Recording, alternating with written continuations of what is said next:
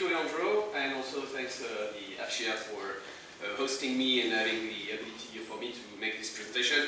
Sorry, it's in English. I'm speaking only French and English.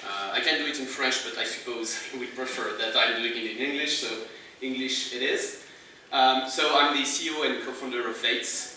So I will present you a bit the company and also, I would say, what we do, our vision, and that's interesting because I think it resonates a bit about all our previous discussions we had. It was interesting and a good training for me, for my Italian that isn't good, but at least now I think I can understand almost half of what has been said this morning, which is not bad. So Vets is a French company. We are based in Grenoble, so not far from the frontier.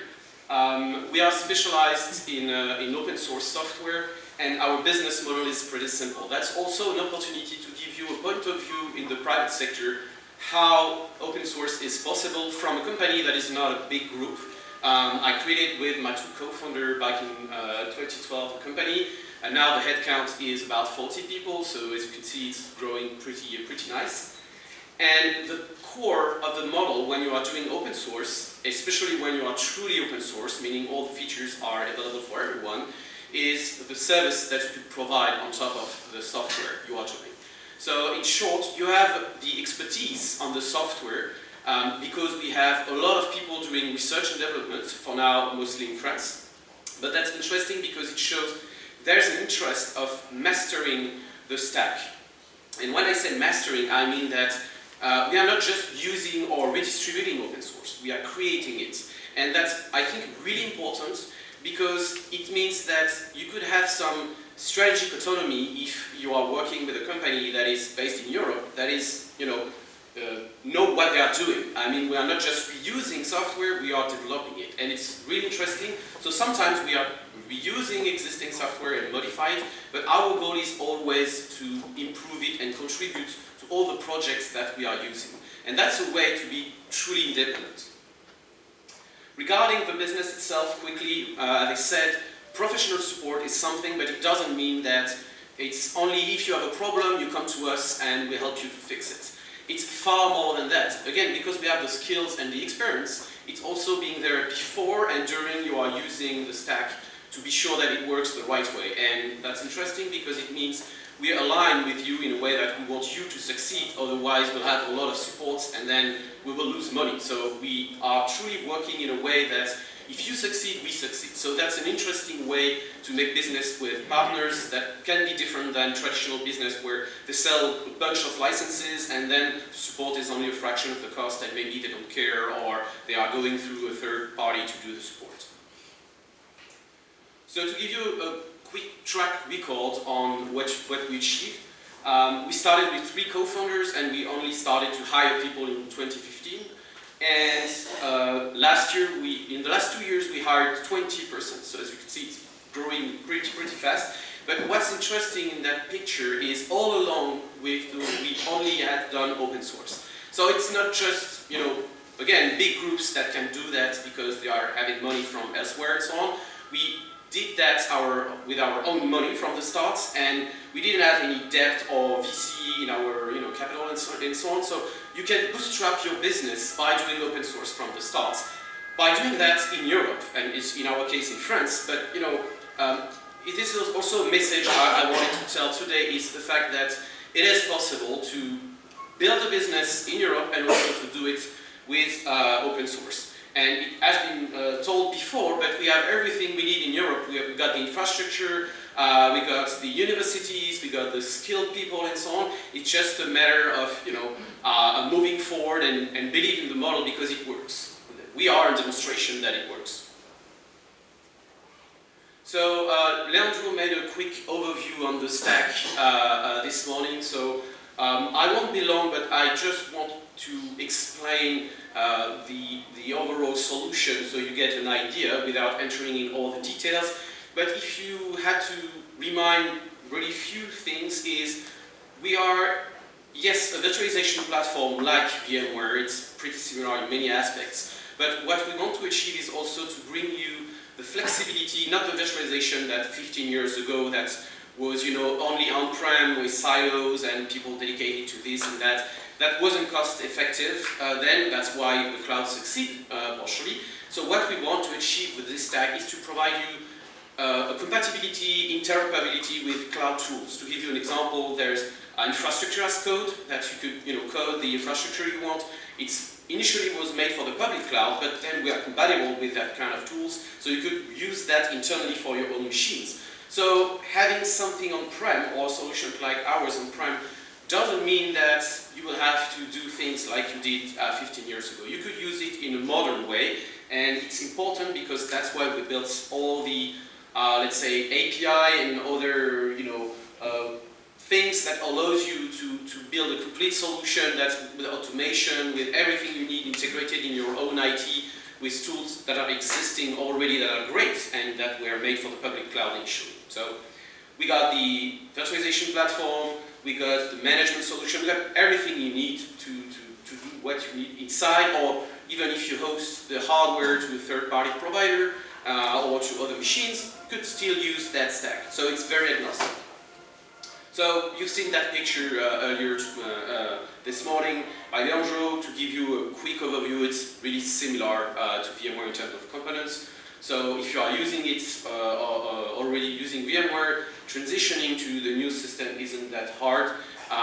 It's a kind of coincidence. It's a bit different than other open source solution in the virtualization world. We are a bit more integrated because that's what we want to do, and I think that's one reason of our success is, yes, we do open source, but we knew that in open source we had a lack of good interfaces or integration and so on. So we made our, I would say, our success by building tools that are easy to deploy and to use, even if you are not used to open source. And which is a bit weird. Our main target right now aren't people that are maybe directly focusing on open source, but people that are seeking for alternative to non-open source solution. So that leads me to the opportunities, which is, you know, kind of a stars alignment right now in the virtualization world. As you may heard, VMware is being acquired by Broadcom. Maybe we'll have the news today or in the next weeks, but at worst it should be at the end of November. They are waiting for the latest thing, and if I remember correctly, it's around 60 billions for the acquisition of VMware by Broadcom. So you can imagine it's not a philanthropy. They want their money back, and so the consequence of that acquisition by Broadcom could be, they are unknown right now, but the track record of Broadcom isn't great. So we had a lot of, you know, people coming to us and said, okay, I'm concerned, I need to have an exit plan for VMware, and we discussed with them. So that's something, I would say, continuous flow since the last 2 years almost. So. But VMware isn't the only one, because Red Hat's been acquired by IBM 5 years ago, Citrix has been acquired, merged with TIPCO, and we go in private by a big investment fund. And on the Microsoft side of things, they are still Microsoft, but they are pushing people to go to the cloud. And when they do that, they even want to discontinue the free version of Hyper-V that was a competitor to VMware and other tools, and even ours. And even now, Red Hat IBM is more focusing on going to other tools that are vastly different. So in a way, when we started the whole stack, we were before all those events, and to be fair, some people told us, well, why are you doing this now? You know, people are going to the public cloud and so on. But it was like 5 years ago, and now people are starting to think about their strategy that the cloud could be expensive, or there's some risk of using the public cloud, so maybe we want to keep a part of our infrastructure, but we can't trust VMware or IBM or other big companies like that. Also, I think we started to feel, which is ironic because in Europe, people started to understand that supply chain questions like we had for COVID, also the war we have, you know, very near our borders, started to think about, do we trust the entire supply chain we use, or should we start to take a look about it? And what's funny with that is, right now, even if it's kind of a new perception, maybe not in the military, because obviously for very pragmatic reason, this question is often asked. But in the private sector, people started to question the, I would say, establishment of those leaders of the markets. And that's interesting. But despite that, the irony is where we are nowadays making, let's say, the majority of our revenue in the US. So our platform is not used because it's made in Europe, because it works. But we know that Europe tends to spend a bit more time to be convinced and to use something that is not the leader of the market. But however, that's interesting to see that in the last 2 or 3 years we started to feel a trend about this. People started to be concerned about the supply chain. Also, the economic context isn't a complete stranger about those questions, since the budgets are, I would say, not very large anymore, and you have to make some decision, and then the cost decision is also something very pregnant and very important. And in that case, for VMware, the question is simple. VMware continue to rise the price a lot. They're offering more features, but that's kind of, disguising that just to make people pay more, and with the Broadcom acquisition, who knows what's next. So that's also a good driver for us to move on the market. So that's why we got a lot of opportunities for our solution. So yes, we are open source, but being open source is, I would say, just giving you the impression that the code is open, which is the case, that's fine, but that's not enough. Being open in general means you build an ecosystem, and this is something we really want to do in general, both on short-term and on long-term projects. And building an ecosystem is important to have the interoperability, to be credible also with the people that want to purchase your solution. If you have large partners, large companies that are partners, it helps a lot. And so we want to work together with other European companies, and we did that for the storage stack, for example, work with the Austrian company, but also down the stack on the hardware side, we started partnership with 2CRSI, which is a French company assembling machines, so you could have the servers that is tested with our solution on the shelf, so you could sure use on your Dell, Supermicro, HP thing, but what we saw is people interested to buy solution already validated, but also ideally without the risk of a supply chain if it comes from the US or outside the European Union. And since the project itself, as Leandro told a bit this morning, is also really focused on security, we had the opportunity to discuss with many companies that got a strong focus security-related questions, like Airbus Defence and Space, the French DGA, and many other partners that are interested about the isolation technology we use inside our product, which is based on Zen, which is an open source project that we are contributing to. So, as you can see, we are positioned not just in a way to be a classical, just open code solution, but really to be inserted inside a whole ecosystem where we could have something that worked out of the box, even with the hardware at some point. Obviously, it's not an obligation, but that's a plus to have this in your catalog. So, and this is also back to the topic we discussed just previously about, okay, using open source is good, but then you need to master it, you need to understand how it works, you need to contribute to it, otherwise you are just, doing support of something you are not really knowing. And that's why we invest a lot on research and development. So right now we have something like at least 20 persons that are just doing R&D, so half of the company doing research and development in France. And to be fair, we do that in France and not in the US or whatever, because, I mean, it's pretty easy, people are trained, the skills are nice. I mean, that would be the same if you want to develop in Italy or Germany or things like that, because, we got everything we need to get those people. We are doing some kind of we call that low-level stuff where you work near the machine, so it's not easy to find developers working in that area, but you can find them, train them, and have a level of expertise at the European level that wasn't there before. I mean, many companies are using open source virtualization solution, but again, using it doesn't mean you master it, doesn't mean you participate in the project. Our ambition is to be specialists of the virtualization at the European level, because we have all this research and development and contribution to those projects. So I'm quoting many projects, but obviously I won't go into the details, but in short, it's both short-term, like encrypting memory of virtual machine, but also very longer-term, like RISC-V, which is another CPU architecture. So what we think is, at some point, we need to also be able to, let's say, design the hardware we use, because right now we use CPUs that from AMD or Intel that are not obviously European companies, but on the longer run, our ambition is that we could run our solution into hardware that could be designed in Europe. I mean, we have very nice companies that are able to create CPUs and, to work on the system level, and so in Europe. So there's no technical large issue to do that. It's more ambition, something we sometimes like in Europe, and also a real political will to go there. But that's where we want to go, at least to use a stack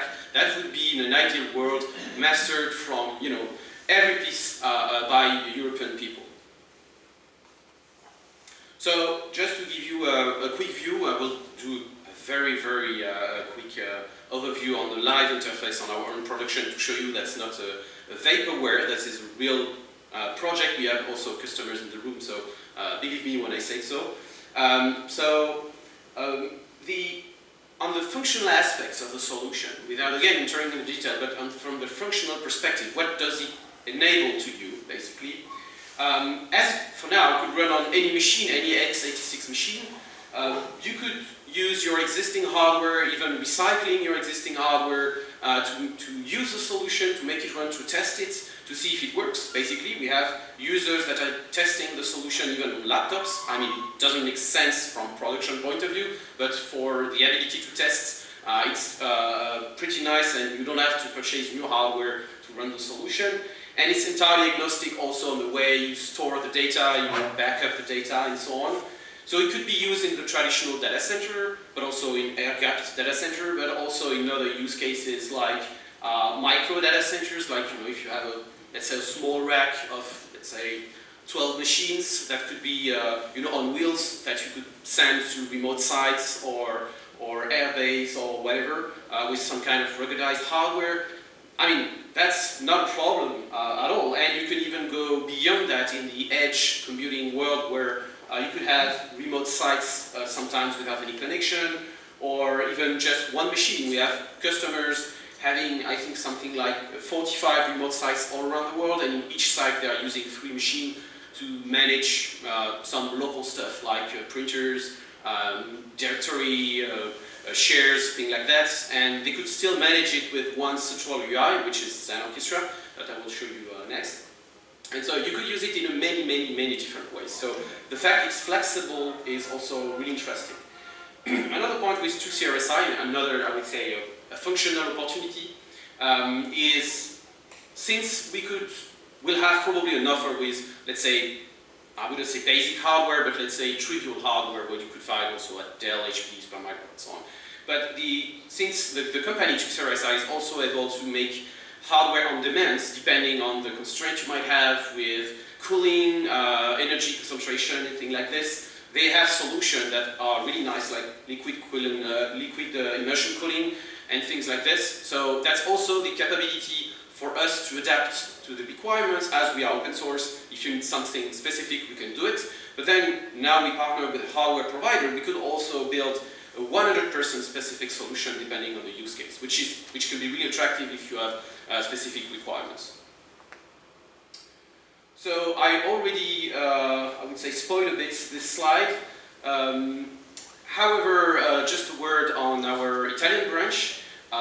Again, as our ambition is to provide a European solution, the second thing is not to keep all our research and development in France. We want to grow and use opportunities we might have in different countries. And yes, the first branch we open in Europe is in Italy, and there's really interesting projects we want to develop there, and the capability to grow locally, to be close to the users, and not I said users and not customers, because that's the first way we perceive our users, is to listen to the feedback, because what we built, the entire platform, like it is today, is completely different like it was just 5 years ago, because we are listening the feedback from our users, and closer to your users you are, faster you could adapt to their requirements. And because it's open source, then if we do an improvement, then everyone else will also have this improvement, which is a big plus when you are selling the solution. So this is just an example of flyer when we did an event with 2CRSI, where we've been able to showcase that we run on machines with 2CRSI and sell the machines and the platform, and the availability of the commercial offer should be the first quarter of next year. So you could also have the ability to purchase on-the-shelf a solution that is tested on really specific hardware. But again, it's pretty agnostic. So let me show you very quickly what it means, because it might sound a bit, so let's say, theoretical. I need my key to connect.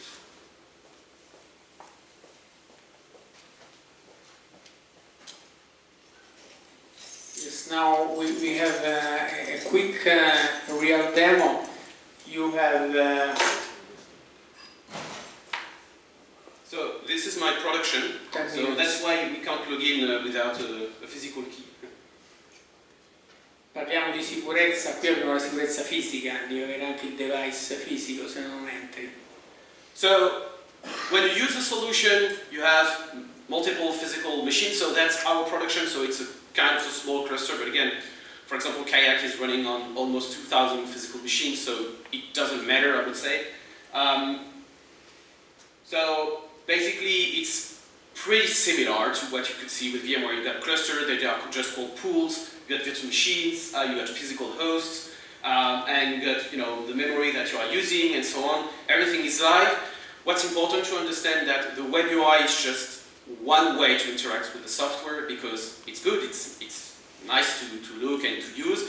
But if you want to have automation and so on, obviously we got an API. So everything you do in the web UI can be done through an API if you want to have some level of automation. So I won't enter into all the details, but it just to demonstrate that that those are physical machines. So it's pretty small infrastructure, but we basically host everything inside the company, like the email, the chat, whatever, into a rack on our own server. So it's also possible to do that without using any SaaS software or any public cloud. So sure, Vates isn't a huge company, there's, as I said, 40 people, but then it's also a demonstration that you could bootstrap everything, and for us it's obvious to, the English phrase, eat your own dog food, is to be able to demonstrate that when you talk to users, that yourself or your company, you are using the exact same software. And obviously we are doing backups, we are exporting the entire infrastructure every night to another site. We have backup into the same data center in another room,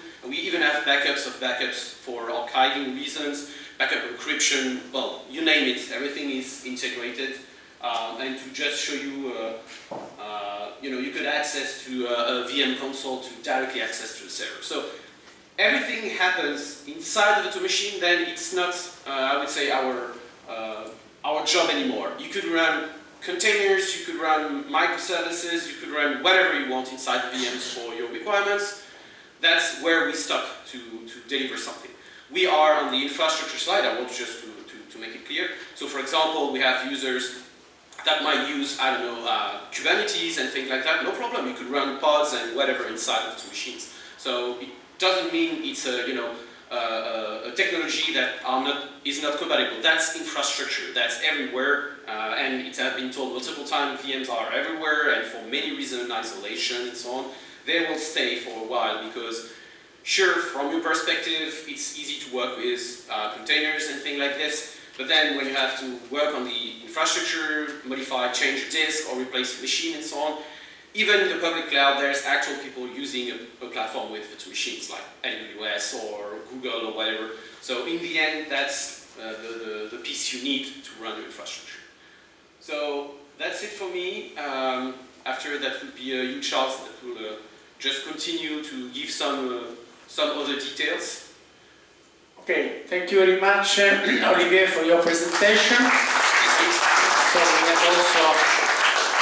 we showed also that the product exists in real life, not only on the slides. Anyway, of course, we will stay also during lunchtime, and so we can discuss with all of you in more details. And now we have the final presentation of Schulz. So, Schulz, you have the most difficult job because you are now between us and the lunch. So, usually when you have this